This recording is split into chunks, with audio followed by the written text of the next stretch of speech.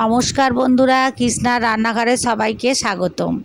তো আমি একটা রেসিপি তৈরি করছি কাঁচা আম দিয়ে। তো আপনারা দেখতে থাকুন কিভাবে করি। প্রথমে একটা মিক্সির জারে সাদা সর্ষে, পোস্ত আর লঙ্কা দিয়ে একটা পেস্ট বানিয়ে নিলাম।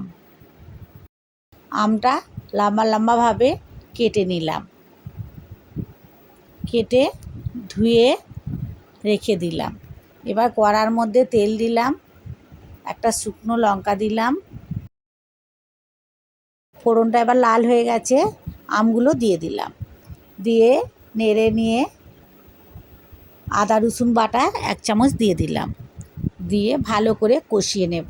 আদা রসুনের কাঁচা গন্ধটা চলে গেলে এবারে 1 চামচ হলুদ গুঁড়ো দিয়ে দিলাম, স্বাদ অনুযায়ী লবণ দিয়ে দিলাম, দিয়ে একটু নেড়ে নিয়ে এবার সামান্য জল দিয়ে দিলাম, জলটা বেশি দেব না।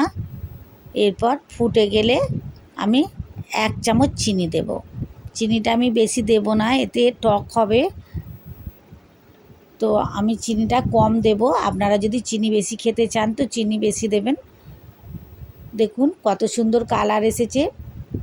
এরপর আমি সর্ষে পোস্ত বাটাটা দিয়ে দিলাম, সর্ষে পোস্তটা দিয়ে একটু ফুটিয়ে নিলাম, হয়ে গেছে, এবার নামিয়ে নিলাম।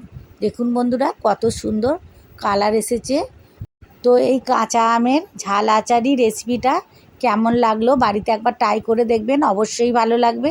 যদি আমার এই রেসিপিটা ভালো লেগে থাকে লাইক, কমেন্ট, শেয়ার করে দেবেন। নমস্কার।